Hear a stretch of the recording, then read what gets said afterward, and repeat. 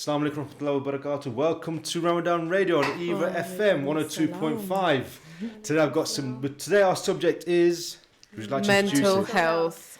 Amongst men, I believe. Well, yeah, amongst everyone, but we can't talk about men in specific today because... Okay, I'm confused.com. I thought it was about blokes only. Okay, women as well. Yeah. Well, we can. You know what? We can focus on men because it is. I'm married to my wife, and I think she's got mental health issues in the sense where she does my head in all the time. She won't leave me alone. I'm just joking. Rude. But, basically, I think I've got it because of her. But okay, it's a real tough subject. Mental health is because as a man, we men are always in denial. But I went through mental health issues before I became Muslim. I was in a dark period for about 18 months to 2 years. And people thought I'd gone weird and people had gone strange. And I thought I was normal. And I thought everybody else around me was weird. And I was the normal one. They didn't understand me. And I had no one to turn to. Not even my own parents. Not even my own brothers. Not even my sister. Nobody. I wasn't married at the time as well. So as a man who suffers from mental illness, basically it was very difficult to admit it. Yep. And that's why I think with men, they don't like to admit it. They don't want to call for help. I didn't cry for help. I just got on with it until I became Muslim, and that helped me a lot. That sort of got rid of it. Well, most of it. There's always little tinge here and there, days of depression. Well, not many days of depression, but every now and then you get that sort of slump, and you think, oh no, then you sort of snap out of it. Yeah. But when I was going through my period of darkness, people would say, just snap out of it. Come on, snap out of it. And it's not that easy, is it? It's not, no. It's not just simply about snapping out of it. And it's interesting you say that because the stigma around mental health in general is huge. People don't want to reach out for help, but with men, I feel like it's much, much more because men have always been taught from a very, very young age that they have to man up. Mm-hmm. They have to be the man of the house. They're not allowed to show their emotions. They're not allowed to be soft. And emotions are something that are not associated with men. So absolutely. They're expected to be so much stronger. Crying is not associated with men. As soon as you say the word crying, the first thing that comes into your head is a woman, is a girl, and just the language that's used from a very young age, the expectations placed upon boys and men from a very young age is just, it's brainwashed into your minds and little boys' heads that you cannot show emotion, you cannot ask for help. It's not the manly thing to do, which is why I feel when men go up and when men become adults, it's so hard for them to come on and to ask anyone for help or to even admit to people that they need help. Okay. I forgot to introduce because I'm fasting. Fast getting to you. Just a fasting brain. So please introduce yourself. Who are you? What do you do? And then, of course, you as well. I am Saima. I work for the NHS. And what do you do for the NHS? So I work in cardiac investigations, so help people with broken hearts. Oh, okay. You weren't the woman I had to take my top off once and run on the machine. It was so embarrassed. Oh, the treadmill test? Yeah, oh my How days. did it go? There was a young woman there with a headscarf on. And I had to take off my top and run on this. I felt so embarrassed because I was out of shape at the time. I still am. That wasn't me. But... And you are? I am Alia Nuru and I was working in education. I recently just left the whole education sector. And I am now working in Lincoln for a coaching company. We coach for business. We do lots of live events, mind motivations, very Tony Robbins meets business. And I work for a famous YouTuber, Tony Robbins. Who's that? He's like the guru of coaches and mindset and motivation. He's huge. I'm a dinosaur when it comes to Yeah, me too. So like personal development. He's the guru of personal development. Wow, okay. And I work for a YouTuber. He's known as Eric Ho on YouTube. If you know him, he probably has about... heard of him. He's got about 500,000 subscribers. Oh, And okay. he's known as a monk with a Ferrari. So he's spiritual. A monk with a Ferrari. Yeah. So he's known as spiritual meets business, Right. means mindset, and he does a lot of philanthropy as well. He sounds like one of those Peters, you know what I mean? No, just a joke. Okay, I've got a message from Barry Stone. Oh, Barry, how you doing, mate? Total respect for Riaz, honest and down to earth as usual. Okay, here we go. messages. Crying is seen as weakness, but is in fact Strength, exactly, of course. There is a yes. stigma associated with mental health in the Asian community too. Yes, Yeah, I mean, a when I huge was stigma. going through, people say, oh, it's gins or it's this. Yeah. But it's not. It's actual mental health. Exactly. One problem I feel like when people say is that when you have a flu or when you have any kind of sickness, it's the first thing you do is go to the doctors, or the first thing you do is tell someone else that I'm not feeling well. But when it comes to mental health, that it's supposed to be the same thing, that you need to go and get yourself checked and get help. But there's, because of that stigma around it, it's not the first thing that people do. In fact, people hide it and suppress it. Which, if you had cancer and you did that, what would be the end result? Yeah, of course, absolutely. What do you think? I don't understand how you can sort of determine that Islam is all about spirituality and it's about, believing stuff, the stuff that you don't see. The unseen, yeah. So it is all about like discipline of the mind. And then for people to turn around and say, it's all in your head, it doesn't exist. Well, how can you believe in spirituality and the religion, but then at the same time not be able to believe that there can be something called mental health? How is that possible? They sort of go together. We sort of usher it away, don't we? Especially old Yeah. people. So, just Yeah, gin. don't worry just about have, it. Just have some Zamzam water Sit and or pray. do some ruqyah, Yeah. pray, Sit and pray. Sometimes it helps, don't get me wrong, prayer does help, but it's deeper than that, isn't it? You need to actually get physical help from doctors or from practitioners. You need the help. I didn't get any help. I did it myself. I mean, alhamdulillah, I did, because mine was substance abuse. Mine wasn't really, and it put me into a state of depression and sort of paranoia and stuff. So mine was, but because I flushed it out of my system eventually, and because of Islam as well, I got rid of most of it. It's always a little But bit there, you know what I substance mean? abuse is one of the side effects of mental health, because when you don't get help, you don't know where to go, and then you start relying on different things. So that's where people start relying on. So they'll rely on alcohol, or rely on drugs, rely on food, rely on sleep. There's lots of different things. Food, yes. Yeah. Eating disorders. Anorexia. That's where bulimia. eating Oh, disorders so I thought you meant stem from. overeating and stuff. And that. Overeating, Yeah. undereating. Wow. I know all undereating, of yeah. these but- disorders. It's wow. everything is linked.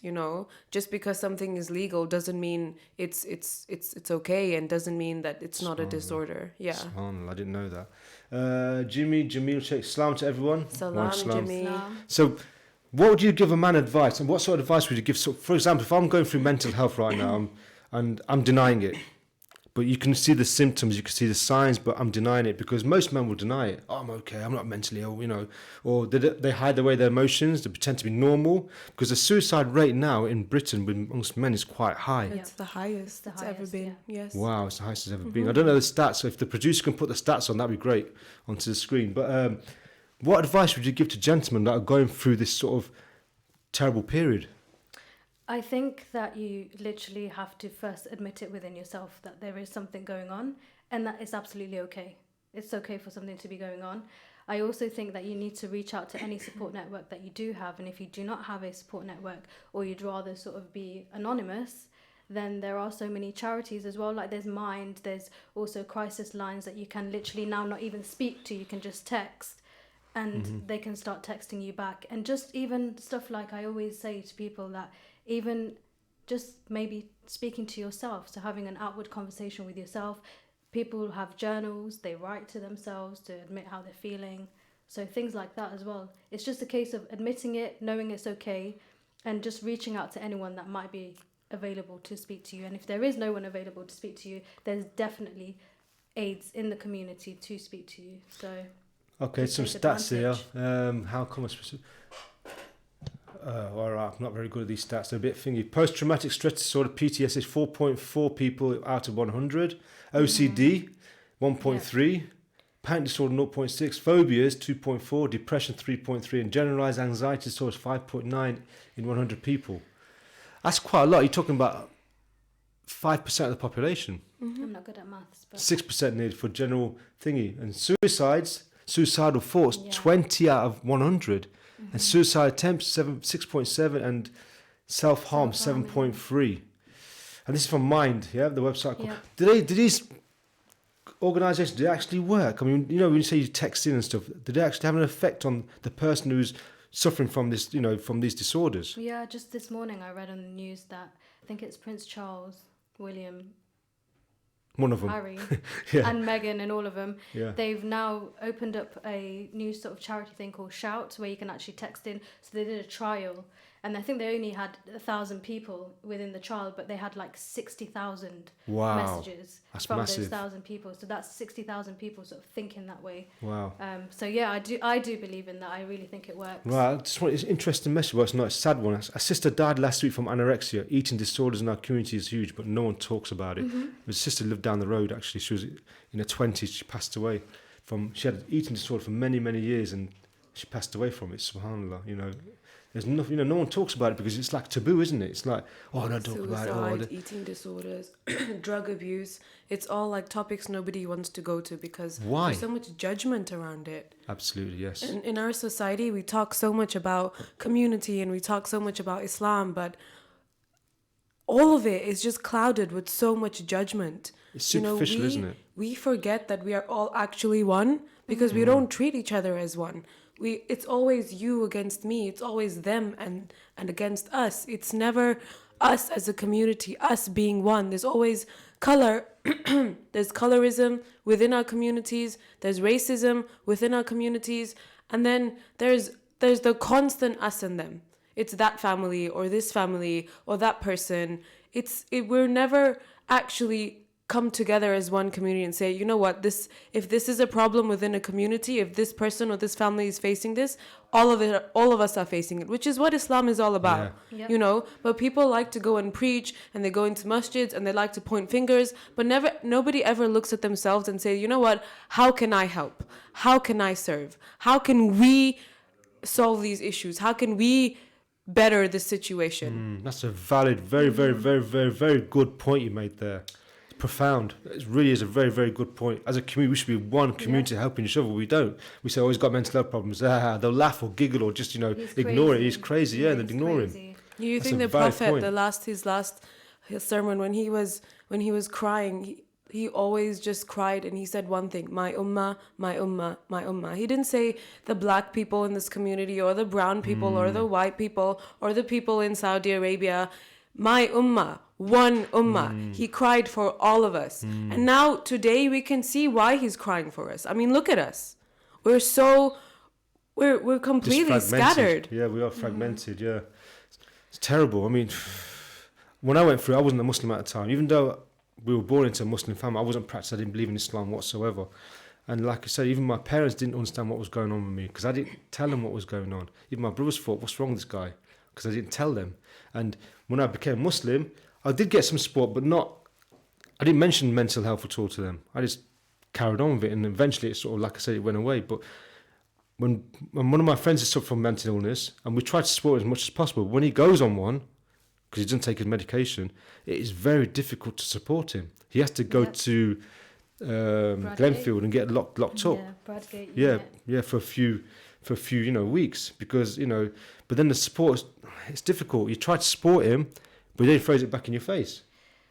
It's really, really hard. But then in some instances. I think that people need to actually understand that there's like a neurochemical change going on in the brain. Like there's a reason as to why that person is reacting that way. There's a reason why people take medication, and it kind of goes back to the point where people say, "Oh, just sit and pray." Don't worry about it, it'll go away. Or you're not praying enough, you're not, spiritual enough, this is why it's happening. But there's so many studies to actually show that, no, there's a defect in the brain. It's actually a physical thing going on, and this is why people react the way they do. And I don't think a lot of people realize that it was in the medieval times when people would say, oh, those are thoughts from the demons. Whereas Islamically, it was rejected, and it was noticed as an actual physiological change. Really? Wow. Yeah, apparently the first psychiatric ward in the world was in Iraq, and it was an Islamic physician. I think it's Ali Raza, his name is, but he was the first. I think you're right. Yeah, yes. he was the first physician to open up a psychiatric ward, to introduce psychotherapy, and I don't think people realize that, because now it's sort of reverted, where in the Western world it's all about psychotherapy and cognitive development, but then with us it's sort of, no, you need to sit down and pray more. And I think do ruqyah, Yeah, and I think it kind of goes back as well when you're raising children as parents. There's no manual to parenting. Everyone's going to get it wrong at some points, etc. My mum always tells me that there is no manual, and I believe that. But I feel that in our community as children, when we're brought up, it's more so you're taught about action and consequence, and you're taught about punishment and reward. But I feel like the focus is more on punishment than it is on reward. Definitely. And that's why people grow up living in fear, and that's why people lead double lives in Islam as well. That's why you see in our community there's someone doing drugs, but then they know that by 8 o'clock they're going to be in the mosque because they've got this going on. That's bizarre. You know, because they feel that they have to be pushed to the side. And I feel that maybe we need to start teaching children more that it's not about reward and punishment. It's about being a good person, the basic principles. Be a good human, accept your mental health, teach children about mental health, which is something that you're getting into. One point that you said I definitely agree on is when with Islam we're raised around fear. If you don't do this, you're going to get punished in the grave. If you don't this will happen. If you don't this, you're going to die in hell. Jahannam. Exactly. Yeah. You know, but when you read the Quran and when you just open up the Quran and the first things that you see is Allah's mercy, Allah's mercy, Allah's forgiveness, Allah's mercy. Yeah. But our focus is taken away from that, where it's taken away from love, it's taken away from compassion and his mercy and how much he loves us and does for us, and it's taken into fear. And when you go from when you function from a place of fear, that's when all these disorders start coming in. I mean, you need to keep these things in mind, obviously, but leading from a place of fear is just it's not the way to go. It's not going to end right. Because it's always that negativity. You think, oh no, I'm doomed. Yeah. So what's the point in being a good Muslim? I'm doomed anyway. I'm going to hell. Yeah. And that sort of feeds on your brain a lot, doesn't it? When you sit there, when you meditate, and you're thinking, oh my God, I did this, because you've been fed that from the days of madrasa. You've been fed that from other people. Yep. Guna. Not the mercy. So you can see it feeds on that. It's horrible. And that's it really why you is. kind of get tempted to stray towards maybe other communities that accept you being a bit different. Or even hedonism. Yeah. You start going towards drugs and alcohol and, releasing yourself in a nightclub, just going wild. It's mind numbing. It feels good at the time for people. We've got a phone call. Oh, wow. Headphones on. Oh gosh. Headphones. You got them on yet? Yeah. Assalamu alaikum. Wa alaikum salam. I just had a little point that I wanted to mention. Yep. About what you're speaking about. Basically, it depends on how you've grown up. I know the sister was just mentioning that a lot of the times that, we're talking about punishment and things like that. It depends on who your parents are, how much knowledge they have about Islam in itself and how they bring you up in the first place. Because I myself have been brought up very positively in the deen. But at the same time, and we're talking about mental health as well, the reason why a lot of people talk about praying is because you have to remember Allah subhanahu wa ta'ala is the one who created you. He's the one that created your heart, your soul, your brain, and all of these medical issues. There is no doctor that can do anything without the assistance or the power of Allah subhanahu wa ta'ala. So when people say that pray, obviously it depends on who's saying it, yeah? I totally understand there's some people that take it completely out of context. And even the ruqya, everything isn't ruqya, everything isn't, I don't know, those, associated with jinns and things like that. But I do feel that when you do start praying and you ask and seek Allah subhanahu wa ta'ala for help, what you're technically doing is you're asking him that, Allah, you're the one that created me. Yeah, you're the one that manufactured my brain and my heart, my soul, and I'm going through this trial and tribulation. You need to help me fix it. And even if that person is not in the mind or in the stability to do those sorts of du'as, whoever's out there supporting these people, especially if they're Muslim, is very vital for them to pray and seek assistance from Allah subhanahu wa ta'ala, because ultimately, without him, we can't even achieve. They say that first you seek medical help, yeah? And, make dua and then seek medical help, which, so if you're not educated enough, I'm going to be, I'll cut it short, but if you're not educated enough in your deen and in Islam, then obviously you're going to look at it differently. But I think you go to the right people, because there's so many out there that will give you the right sort of help, advice as well.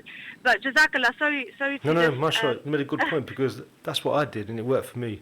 So it's different strokes for different folks, I believe, you know what I mean? But it worked for me. I mean, it got me out of it. But, alhamdulillah, it's a good point. Very, very good point, sister. What do you guys think? And I definitely agree. Like 100%. Dua is important, but also getting help is just as important. Oh yeah, Yeah. I totally agree. Like with Allah Subhanahu wa Taala does not say that you shouldn't seek help. Is what my point is that we can't disregard the praying, because Oh yeah, for I know sure. it's not just the praying, but the whole concept of it is misunderstood, because Allah is the one that created our whole being. When you look at the Quran and when you study, then you realize that all of these things are direct from Allah subhanahu wa ta'ala. Why He's doing is none of our business, but we do seek for help. Yeah. Definitely. Thank you very much, But Sister Jazakallah for your time. Barakallahu feek. Jazakallah. Jazakallah khairan. Sorry. Assalamu alaikum wa rahmatullahi wa barakatuh. She did make a good point there, because it worked for me when I was going through my dark period. I turned to Allah, because one of the brothers used to come down my house all the time. So look, why don't you ask Allah? I never thought of it before. So I did, and what happened? Alhamdulillah, I was cured just about. You know what I mean? So I asked Allah. I didn't go to any, mental health Medical. advisors or whatever, but it did. Alhamdulillah, it did help me a lot. We've got mashallah, loving this topic. So true. Growing up, all I heard was, as this person's doing this, and that's why bad things are happening. That person has jinn, that's why this is happening. Old school mentality has really, I think, had an effect on the youth today, because they don't have the understanding of mental health. What do you think? I agree with that. I really, really do agree with it. I think that if now we take on the responsibility to understand mental health more, when our children grow up and when their children grow up, then at least they'll. I mean, we don't say like let's not have a balance of religion and let's not have a balance of medical awareness, because it's like mental health has a massive spectrum. It could literally be just a bit of anxiety. And then it could extend to being bipolar disorder. And then that's when you have to decide, where does the medical help come in? Religion is an aid. Medicine is a gift from Allah, and we should use it. It's not all about dua. Now, this sister, what's your name again? Sorry, I forgot. Alia. Alia, you're writing a book, aren't you? I've written a book You've on written mental one. health for children, because I worked in an education. Have you brought it with you? It's currently being, the last Published. touches of editing and illustrations are being done. And what's it So- called again? Sorry, Anxious Aisha. Anxious Aisha. Oh, Yes. nice. Inshallah. So when's it going to get released, do you think? End of Ramadan, I'm probably going to be holding a little book ceremony to open it up, Oh, cool. to release it, and 3% of the money from that will also go to charity. Is it kid friendly or is it for the adults? It's for children, because as working with children, I was really shocked to realize that a lot of children struggle from mental health problems. It was really shocking to me, the ages, and it was shocking to me like the amount of help they didn't have. Parents didn't know what to do. Teachers didn't know what to do, and they don't know what to do. So that's why I wrote the book. So it's for both the children to read for themselves, to understand it, and there's also guidelines for parents on what they need to do to help the children overcome Brilliant. it. Brilliant. That's what's Yeah. needed, I think, because there's not enough books out there to directly for the kids to read. There is one called, there was a book a couple of years ago that came out about youths and the problems with drugs and stuff. And it was directed at youths. But it didn't really kick off that well. It didn't do... I don't know if it was... I can't remember the name of the book now. I see my fasting brain. I forgot the name of the book. But it was directed at youth. It was quite good. So your book there, inshallah, I hope it goes massive. Inshallah. I really do, because that's what's needed. We need more books like that to directly at the youth, because we know a lot of kids now self-harm because of body image and because of being teased on the internet and all this sort of stuff. So a lot of them do harm themselves. We're running out of time, just we could have I gone know. I forever. wish we Half had an hour more is not time. enough. It's such a massive topic. We can come next week if you want and continue this if you want to, if you've got time next week. But continue from that topic about the book and about kids, because we didn't really talk about kids. We just No. talked about adults, didn't we? So I don't know how many minutes we've got left. How many minutes have we got left? 1 minute and 8 seconds. So any closing statements you'd like to take? Start with you first. Mental health can make someone feel a prisoner in their mind. Don't make them feel a prisoner in society. Help them. Speak to people. Check up on people. Let's just all be nice together. Religion definitely will recalibrate your thoughts. It's Ramadan. It's a month of self-discipline. Let's just be nice to each other. Nice, I like that. You'll be surprised how many people are actually willing to help, even if it's not your family or your close friends. There's thousands of people waiting for people like you to come up and ask them. So reach out for help, and if you don't get help the first time round, understand that those are not the only people around, and there's a lot of people that will help you. So definitely reach out for help, because there is help. You both got good radio voices. You know, you should go on radio more often. Seriously, I'm not Oh, joking. thank you. You both got crystal clear voices, and I think you definitely should come on radio. Next week, we'll do this again next week, I hope, inshallah, to continue this, yeah? Inshallah. So tune in next week. We've got 7 seconds left. So tune in next week at the same time. We'll continue this about Come children's mental health, inshallah. If that's okay with you too. Yes. Assalamu alaikum wa rahmatullahi wa barakatuh. Assalamu alaikum.